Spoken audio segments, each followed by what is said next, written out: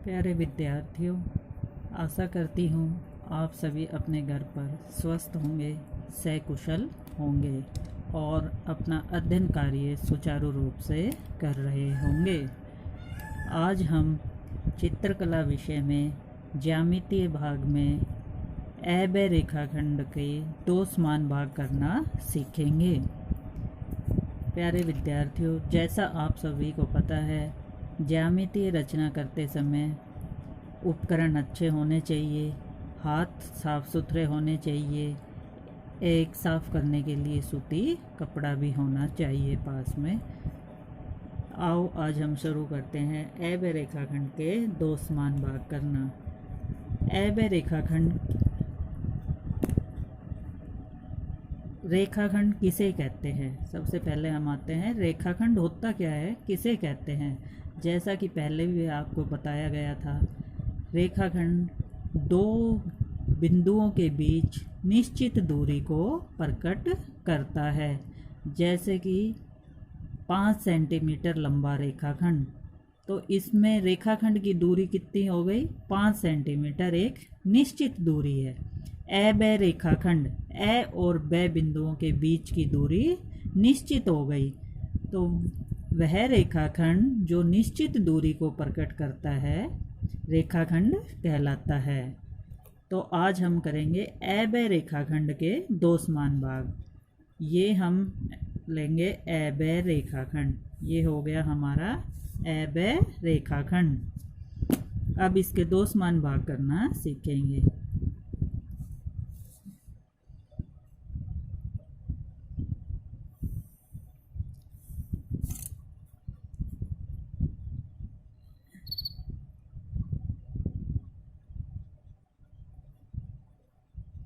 ये हमने अव्यय रेखाखंड लिया, इसके समान हमने यहाँ भी लिया।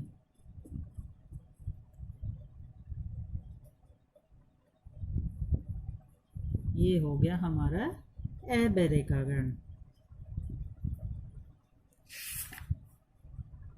हमने दो रेखाखंड क्यों लिए?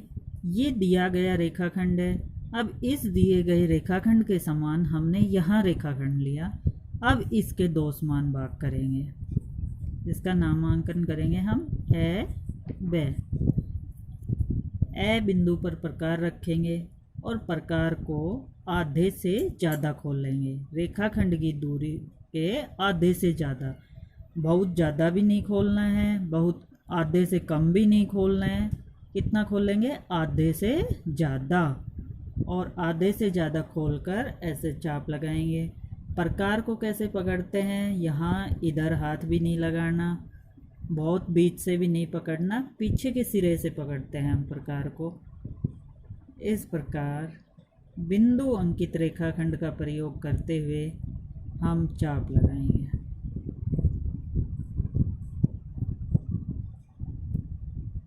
अब प्रकार को कम या ज़्यादा नहीं करना, इतना ही खुला रखते हुए प्रकार को अब ब बिंदु पर प्रकार की नोक रखेंगे और ये इसी प्रकार से ये चाप लगाएंगे।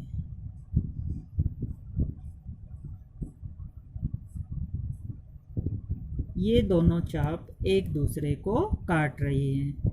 जिन बिंदुओं पर काट रही है उन बिंदुओं पर हम ये बिंदु हमने निशान लगा दी। ये बिंदु हो गया प और नीचे भी दोनों चाप काट गई, ये बिंदु हो गया फ। अब प और फ बिंदु को मिलाकर हम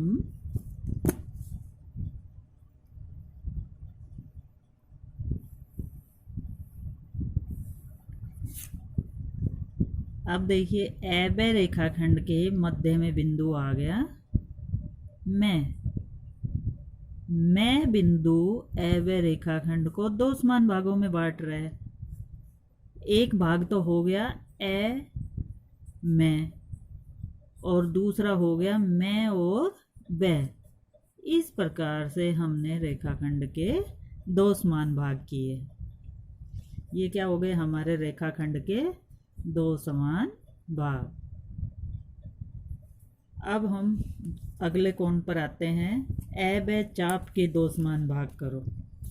अगला कोण है हमारा ए ब चाप के दो समान भाग करो।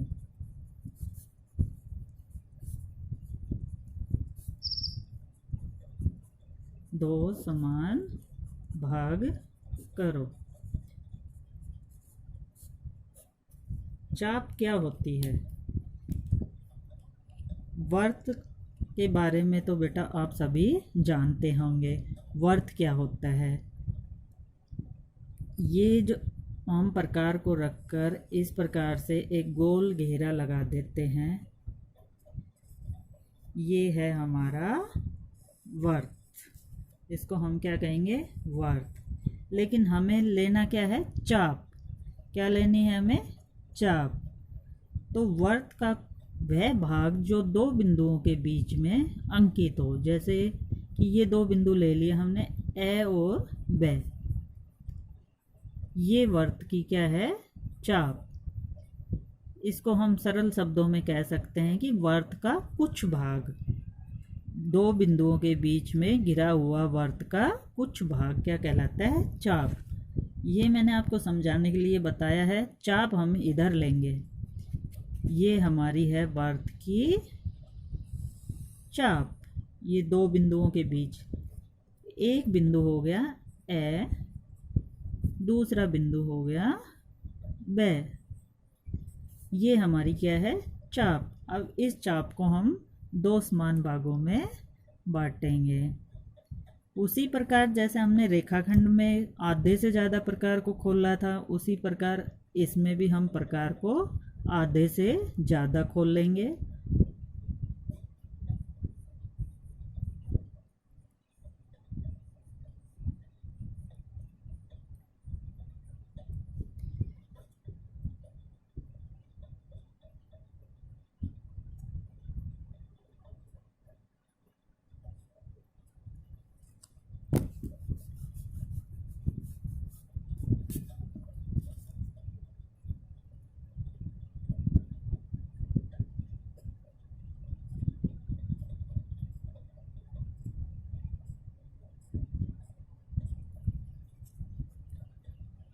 अब दूसरे सिरे पर रखकर उतना ही खुला रखना है, इसको कम या ज़्यादा नहीं करना है।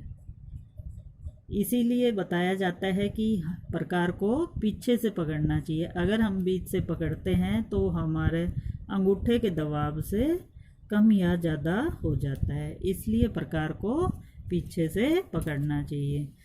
अब देखिए इसमें भी ये ऊपर दोनों चाप काट गई एक दूसरे को, यहाँ एक बिंदु हो गया और नीचे भी ये बिंदु, इन दोनों बिंदुओं को हम मिला देंगे। ये हमारी चाप के हो गए दो समान भाग।